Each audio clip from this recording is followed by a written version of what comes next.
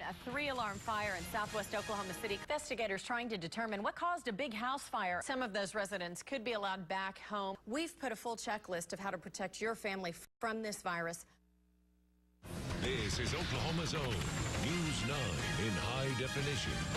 Breaking news this noon, a 3-alarm commercial fire in southwest Oklahoma City. It is happening now at the Recyclers of Oklahoma at 2115 Southwest 19th Street. News 9's Jamie Oberg has been there throughout the morning. We have an update now to that breaking news we told you about at the top of the show. There's been an accident with someone riding a bike. They were hit by a car. It's going on in North Edmond right now at Bryant and Ayers. You can see those are live pictures right there from Bob Mills, Sky News 9 HD. We first got reports that this was a child who was on the bike. We now understand that it is not a child. It is an adult, a teenager or adult. We know that that area is very close to UCO, so it is possibly a college student. Again, we have calls out to the Edmond Police Department. They're continuing to update us. We know that the person who was riding the bike, the victim, has been put into that EMSA ambulance. They've been working on him or her for the past few minutes. We'll continue to update this, though, and bring you those details as they come into our newsroom. All right, we've learned a little bit more information, too. Jones was also arrested back in September of 2011 for allegedly abducting a 17-year-old girl with a diminished mental capacity. The undersheriff says this family does not know that intruder. Wow. That's an amazing story. That girl took action, didn't she? She did. Whoa. He won't do that again. No. No, no. Not with her. Anyway. And she might have a larger caliber gun next time. She might. Yeah, she might. Good, good. All righty. All right, Lacey. Still to come on News 9 at 4. Curious about the code names of the country's biggest leaders? Hear what the Secret Service calls the president and the presidential candidates. So that's a new wrinkle for Tebow. Maybe he can finally make that official switch or something. Or maybe gamesmanship. You know, Jets, Patriots have a long history, so who knows? They're paying him a lot of money to sit on the bench. Say again? They're paying him a lot to sit on the bench. Yeah, running back. He's not a fast runner, though, is he? We'll see it then. We're thinking rain goddess, something like, okay, yeah, that's what we're doing. Just ahead, the new way being tested to get us out of the store faster, where we will be able to scan and go. We're continuing to gather information about that breaking news we've been following all afternoon. That huge pileup in Kay County. We understand 16 people were injured, hopefully minor injuries. Yeah, could be. That's what it's sounding like right now. We'll get more information, have it for you coming up in 30 minutes. See you then. In Philadelphia, police and FBI say the phone call claiming there were liquid explosives on a U.S. Airways flight was a hoax. The plane was flying from Philly to Dallas when a tip was called in and the plane was forced to go back. Bomb-sniffing dogs searched the plane. Nothing was found. Officials say there was never any threats. A bank robbery where the two suspects got away with the money and never even went inside. It happened at a Bank of America in Los Angeles. The bank's manager says she was kidnapped by two masked men from her home. They strapped what they told her was a bomb around her waist and told her to rob her own bank. She did that and then handed over the money to the men who were waiting outside. Sheriff's bomb squad arrived. Experts later determined it was not a real bomb, but a convincing fake. The FBI is now investigating. Good afternoon. Thanks for joining us. I'm Christina Eckert. We begin this noon with the controversy surrounding Missouri Congressman Todd Aiken's remarks over the weekend about legitimate rape. Aiken released an ad apologizing for those remarks. However, members of the Republican Party are calling for him to withdraw from his race for the Senate. Manuel Gallegos has the latest. We are following other news this evening. The state decides it no longer needs to monitor an accused killer. Justin Adams is charged with murdering his pregnant wife. Now he's no longer wearing an ankle monitoring device. Judge made the decision after yet another delay in this case. News 9's Lisa Monahan is live in the newsroom. CBS News. Mitt Romney calls Aiken's comments indefensible. Across the nation today, a derailed coal train kills 2 people in Maryland. 21 of the train's cars flipped, fell from a bridge just before midnight last night. Some of those cars crushed parked vehicles in a nearby lot. The 2 people killed were on the tracks when the train derailed, but they were not railroad employees. Their names have not been released.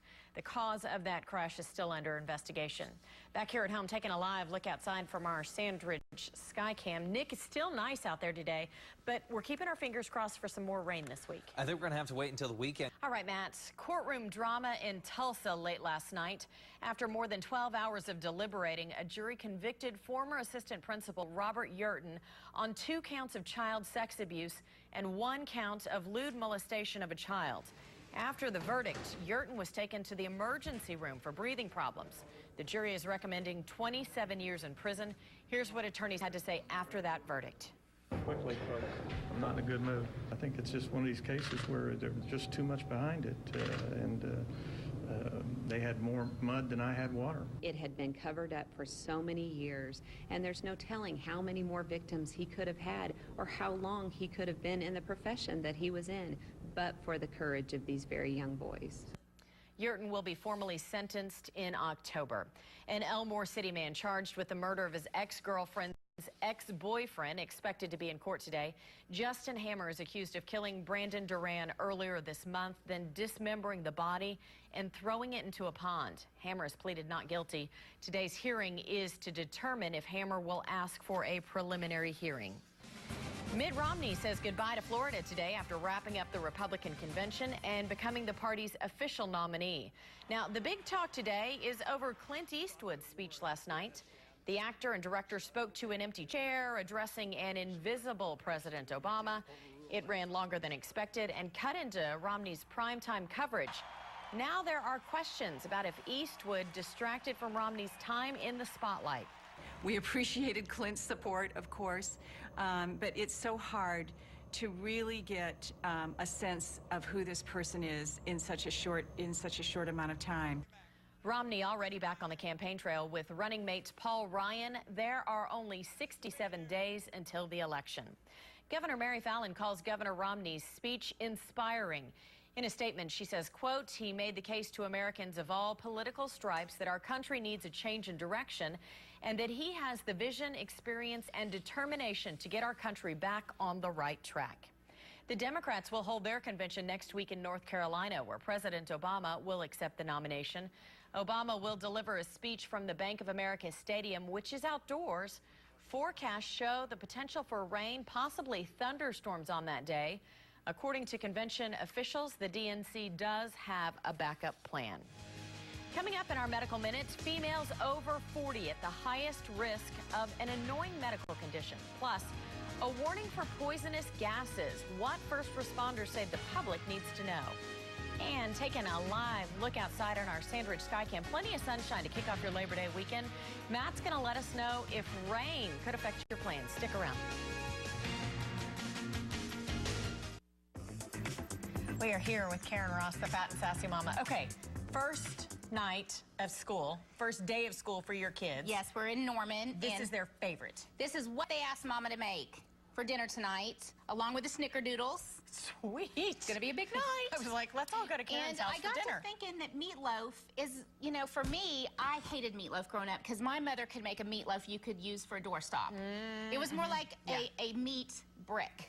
Yeah, which is dry, it's gross, nobody likes it. Yeah, it was disgusting. So when I met my husband, he was raised on meatloaf, so I had to have a meatloaf renaissance. You got to figure out how to make it good. I had to figure out how I could eat it. So this is what I've come up with. It is tried and true, and honestly, anybody will eat it. And your kids love it. So. Kids love it, and it's a good way to hide things.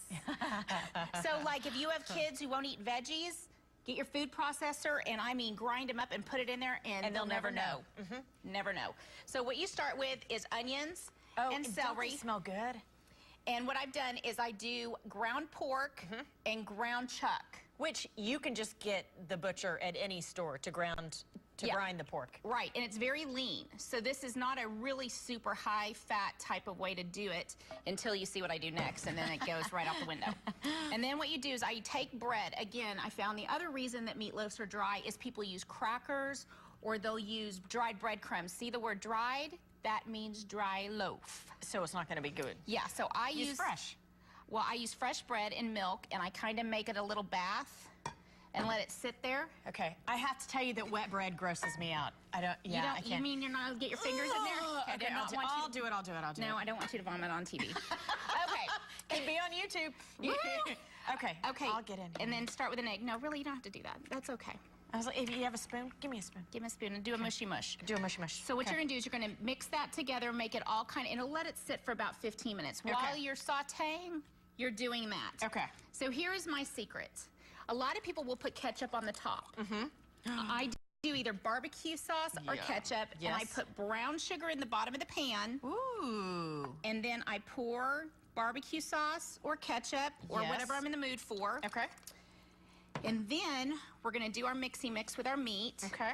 Like this. This does make kind of nice little stuff, huh? It does, and it's not going to make for a really yucky loaf. Okay. Which is our goal. So throw that in there. Okay. You mixed all that together. There we go. See that? And I know this is really sending you over the edge. Yeah. I put a little A1 sauce in there to add a little more flavor. Okay. Into the stuff, but you don't have to do that. Okay. This is TV. We're going to use, and then we're going to put it in here. Okay. Into your loaf pan. Now this is the secret here. Okay. We only have a few seconds left. Okay, bacon. Oh, bacon, yeah. Which, it was my anniversary last night, and my sweet Happy husband, anniversary. by the way, 19 years, Woohoo! is Pork of the Month Club. I got Bacon of the Month Club. That is the perfect gift. It is. All right, thanks, Karen. Let's check in now with Lauren and our top stories.